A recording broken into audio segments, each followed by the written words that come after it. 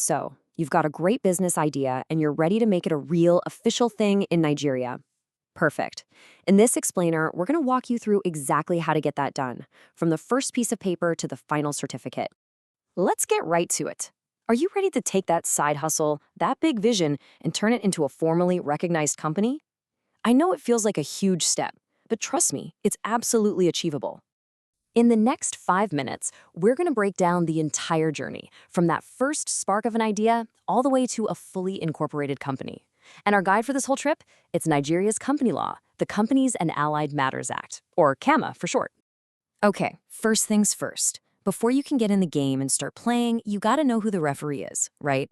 Well, in the world of Nigerian business, that's the Corporate Affairs Commission. So, what is the CAC? It's the official government body that handles everything to do with registering and regulating companies. The best way to think about it is like the official birth registry for businesses. Just like a birth certificate makes a person's existence official, your CAC registration proves your company is real, giving it its own legal rights and responsibilities. And yeah, the CAC is way more than just a place to file paperwork. These guys are basically the guardians of the Nigerian business world. They regulate how companies are formed and managed, they keep the official list of every single company, and they'll even investigate if something fishy is going on. They're here to make sure everyone's playing by the same rules. All right, so who's the person actually doing all this? The one with the vision? The one getting this whole thing off the ground? In legal speak, that person is called the promoter. It's just a formal term for you, the founder, the one taking all the necessary steps to bring this company to life.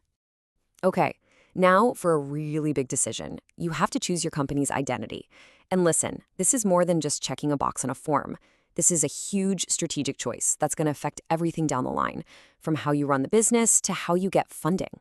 So what's it going to be, a private company or a public one?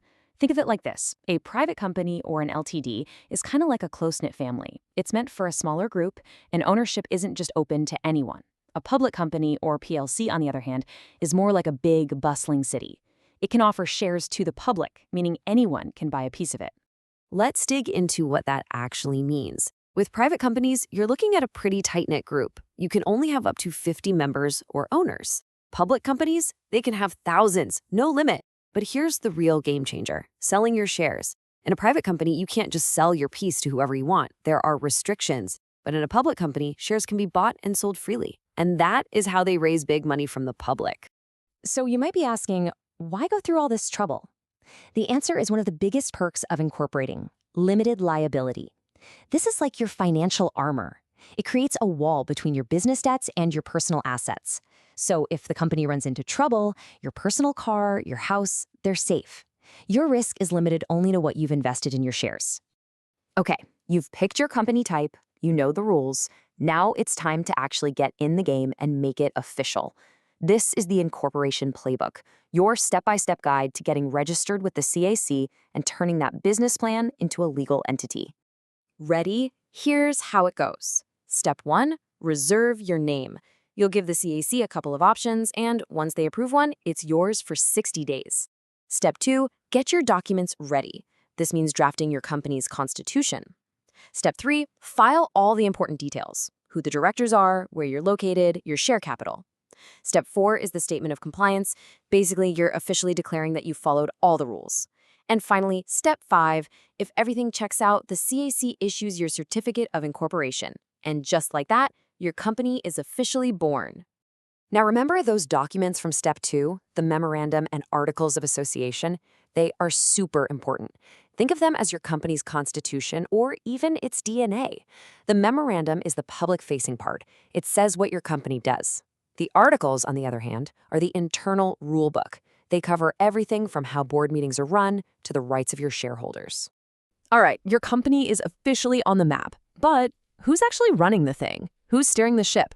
In a formal company structure, having clear roles is absolutely crucial. So let's meet the key players who'll be running the show.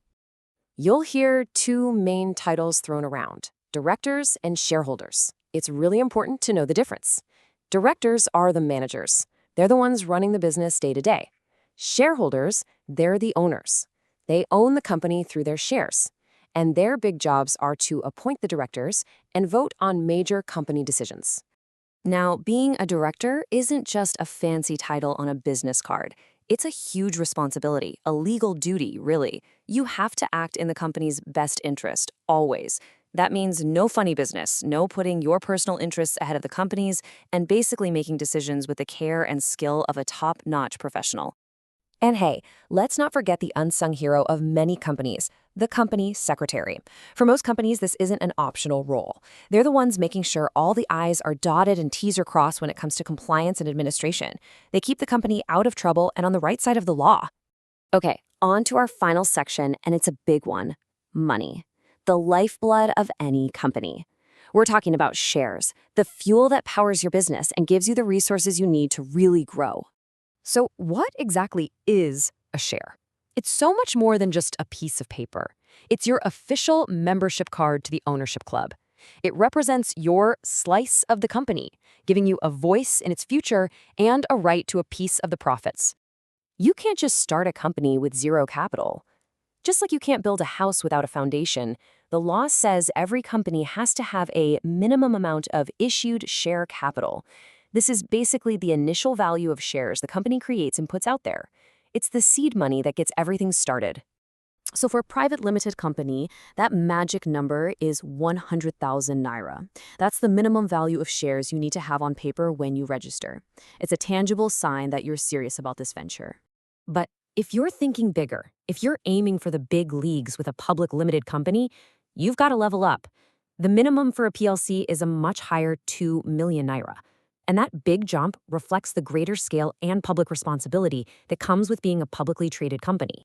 So let's bring it all home. What's the biggest takeaway from all of this? When you incorporate, you're not just starting a business. You're creating a whole new separate legal entity. And that structure is what protects your personal stuff and sets your business up for real scalable growth. It's about building something that can stand on its own. So you've done it. You've gone through the process, you've handled the paperwork, and that certificate is now in your hand. Your company is not just a dream anymore, it's real. So the only question left is, what are you going to build? Go make something incredible.